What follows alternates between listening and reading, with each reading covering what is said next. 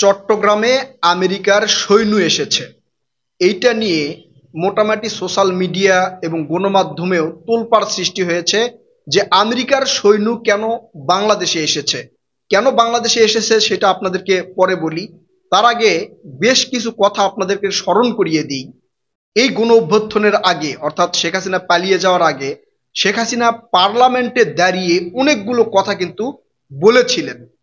তিনি শঙ্কা করছিলেন যে তাকে ক্ষমতা থেকে সরিয়ে দেওয়ার জন্য বিদেশি কিছু শক্তি কাজ করছে এবং তাকে কিছু অফারও দিয়েছে। সেই অফারগুলো যদি শেখ হাসিনা মেনে নেয় তাহলে শেখ হাসিনাকে ক্ষমতা থেকে আর নামানোর যে চেষ্টা সেটা বিদেশি শক্তিরা করবে না। তিনি সংসদে দাঁড়িয়ে বললেন, বিদেশি কোনো একটা দেশ বাংলাদেশের সেন্ট মার্টিন নেওয়ার চেষ্টা করছে। তারা তাকে অফার দিয়েছে, যদি সেন্ট মার্টিন আমাদেরকে দেওয়া হয় তাহলে বাংলাদেশের নির্বাচন নিয়ে, বাংলাদেশের ক্ষমতা নিয়ে তারা আর কোনো ধরনের হইহুল্লার করবে না, কোনো চাপ সৃষ্টি করবে না, কোনো প্রেশারই তাদেরকে দিবে না। এবং শেখ হাসিনা একই সাথে আরো অভিযোগ করেছিল যে বাংলাদেশের উপরে যে নিষেধাজ্ঞা দেওয়া হয়েছে, র্যাবের উপর নিষেধাজ্ঞা দেওয়া হয়েছিল, বিশেষ কিছু ব্যক্তির উপরে নিষেধাজ্ঞা আমেরিকা দিয়েছে। এই নিষেধাজ্ঞা দেওয়ার কারণ হচ্ছে বাংলাদেশের সেন্ট মার্টিন দ্বীপটা নেওয়ার জন্য একটা চাপ সৃষ্টি করা।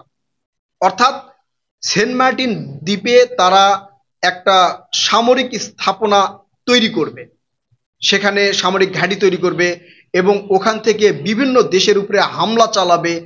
মানে এই এশিয়াটা তাদের আয়ত্তে রাখার জন্য সেই সামরিক ঘাঁটি বাংলাদেশের সেন্ট মার্টিনে তারা স্থাপন করবে, এমন শঙ্কা প্রকাশ করেছিল কিন্তু সাবেক আওয়ামী লীগের প্রধানমন্ত্রী শেখ হাসিনা। এখন চট্টগ্রামে যে আমেরিকার সৈন্য এখন এসেছে, এইটা কি তারই একটা অংশ?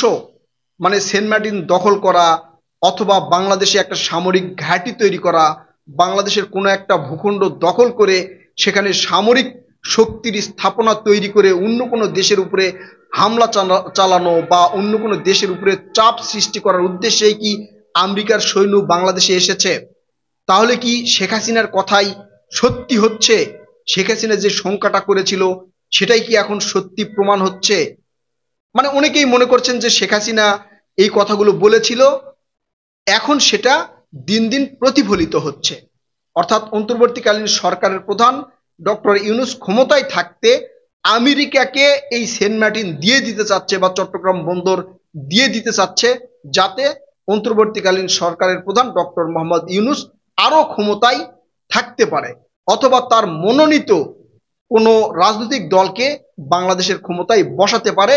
এই জন্যই আমেরিকাকে খুশি রাখার জন্য অথবা আমেরিকাকে তেল দেওয়ার জন্য আমেরিকার সৈন্য বাংলাদেশে নিয়ে এসেছে, অথবা আসার সুযোগ করে দিয়েছে, অথবা একটা ঘাঁটি তৈরি করার সুযোগ করে দিয়েছে। এটা অনেকেই মনে করছেন।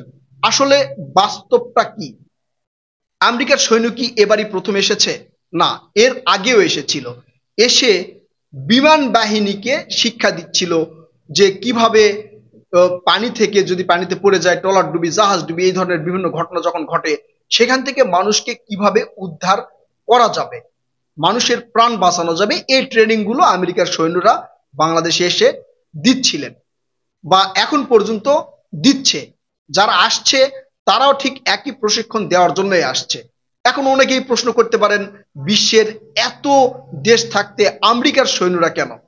আমেরিকার সৈন্যরা এইসব বিষয়ে খুবই পারদর্শী, তারা চৌকস। আপনারা যদি গুগলে সার্চ দিয়েও দেখেন তাহলে দেখতে পাবেন তারা চৌকস। তাদের প্রশিক্ষণ এই বিশ্বের মধ্যে সবচেয়ে উন্নত ধরনের প্রশিক্ষণ। আপনারা নির্দ্বিধায় জানেন যে আমেরিকা বিশ্বের মধ্যে সবচেয়ে 1 নম্বরে বা 2 নম্বরে থাকা একটা পরাশক্তি। আমেরিকার গোয়েন্দা সংস্থাও বিশ্বের মোটামুটি 1 নম্বরে রয়েছে, সিআইএ। আচ্ছা, যাই হোক, এখন আমেরিকার এই যে বাংলাদেশে এসে যেই ঘাঁটিটা তৈরি করতে চাচ্ছে বলে অনেকে মনে করছেন, এইটা এক ধরনের গুজব। আমি মনে করি যদি এই ধরনের কোনো ঘটনা ঘটতো তাহলে সর্বপ্রথম যেই দলটা প্রতিরোধ করত সেই দলের নাম হচ্ছে বিএনপি। কারণ বিএনপি এই অন্তর্বর্তীকালীন সরকারকে নির্বাচন দেওয়ার জন্য চাপ সৃষ্টি করছে। এই নির্বাচন যদি সঠিক সময়ে না হয়, আপনারা এতদিন দেখেছেন যে এই যে প্রায় 1 থেকে 1.5 বছর হয়ে যাচ্ছে, এই সরকার কি করতে পেরেছে? আসলে রাজনৈতিক দল বা রাজনৈতিক ক্ষমতা যারা বসবে তারা যদি জনগণের ম্যান্ডেট নিয়ে না বসে, তাহলে তারা এই দেশের প্রতি কিন্তু বিদেশের যেই অনুদান সেটা আসে না। কারণ ডক্টর মোহাম্মদ ইউনূস আজকে আছে, 2 দিন পরে থাকবে না। তার সাথে বিদেশিরা খুব একটা চুক্তি করবে বলে আমার মনে হয় না, বা এটা যারা বিশেষজ্ঞ আছে তারা মনে করেন না। এই জন্য নির্বাচনের মাধ্যমে কোনো রাজনৈতিক দল যদি ক্ষমতায় বসে, তখন তার প্রতি বিদেশিদের একটা রাস্তা মানে আস্থা বাড়ে। আচ্ছা, যাই হোক, এই যে সেন্ট মার্টিন নিয়ে যেটা বলা হচ্ছিল, বা চট্টগ্রাম সৈন্য নিয়ে যেটা বলা হচ্ছিল, এর প্রতিরোধ বিএনপি সর্বপ্রথম করত আমি মনে করি। কারণ বিএনপি ওই আমেরিকার বা অন্যান্য দেশকে তেল মেখে ক্ষমতায় আসতে চায় বলে আমি মনে করি না। কারণ এখন একমাত্র দল বিএনপি, যেই দল মানে নির্বাচন হলেই ক্ষমতায় আসবে, আর বিএনপির প্রতি মানুষের একটা আস্থাও বেড়ে গেছে। এখন ওই যে শেখ হাসিনার কথা সত্য হলো, বিদেশি সৈন্যরা এসে চট্টগ্রাম দখল করলো, এগুলো একদম ভুয়া এবং মিথ্যা। যদি এইটাই হাসিনা চাইতো যে বাংলাদেশের কোনো ভূখণ্ড বিদেশিদের হাতে দিবে না, বিদেশি সৈন্যদের হাতে দিবে না, বিদেশি শক্তিদের হাতে দিবে না, তাহলে বাংলাদেশের 900 একর জমি আদানি গ্রুপের কাছে এই শেখ হাসিনা দিত না। আমরা জানতামই না যে এই 900 একর জমি আদানি গ্রুপকে দেওয়া হয়েছে, এই এখন এসে জানলাম। চিন্তা করেন, মানে বাংলাদেশের ভূখণ্ড ব্যবহার করতে দেওয়া হচ্ছে ইন্ডিয়াকে। এছাড়াও ইন্ডিয়াকে বিভিন্ন ট্রানজিট সুবিধা সহ কত ধরনের কি দিয়েছেন সেটা কিন্তু আপনারা জানেন। শেখ হাসিনা নিজের মুখে বলছে যে আমি ইন্ডিয়াকে যা দিয়েছি সারা জীবন মনে রাখবে। এমন কি দিয়েছে চিন্তা করেন, দেশের স্বার্থ বিলীন করে দিয়েছে। তার মুখে এই কথা কখনোই সাজে না যে সেন্ট মার্টিন একটা দেশ চেয়েছিল, তাকে দেই নাই দেখে আমাকে ক্ষমতা থেকে বিতাড়িত করা হয়েছে। শেখ হাসিনাকে ক্ষমতা থেকে, আওয়ামী লীগকে ক্ষমতা থেকে বিতাড়িত করেছে এই দেশের ছাত্র জনতা, এই দেশের জনগণ। কোনো বিদেশি শক্তি এসে এখানে যুদ্ধ করেনি, কোনো বিদেশি শক্তি এসে বলে নাই যে আমরা আপনাদের সাথে আছি, যুদ্ধ করে শেখ হাসিনাকে তাড়িয়ে দিচ্ছি, এইটা বলে নাই। তাই শেখ হাসিনা যেটা বলেছে সেটা এখন ফলে যাচ্ছে, শেখ হাসিনার কথাই সত্যি হচ্ছে। এগুলো যারা বলার চেষ্টা করছেন তারা ভুল পথে আছেন, তারা কোনো একটা উদ্দেশ্য নিয়ে এটা বলছেন। বিশেষ করে এই কথাগুলো বলছে আওয়ামী লীগের লোকজন। আপনারা যদি এই ফেসবুক থেকে শুরু করে সোশ্যাল মিডিয়ার বিভিন্ন প্ল্যাটফর্ম দেখেন, তারা এটা বলছে যে বাংলাদেশকে আমেরিকার হাতে দেওয়া হচ্ছে। আপনারা এই কথা যখন এখন বলছেন, বাংলাদেশের 900 একর জমি যখন লিখে দেওয়া হলো আদানি গ্রুপকে ব্যবহারের জন্য, তখন তো বলেন নাই যে বাংলাদেশের সার্বভৌমত্ব মানে হারিয়ে যাচ্ছে বা বিদেশের কাছে দিয়ে দেওয়া হচ্ছে।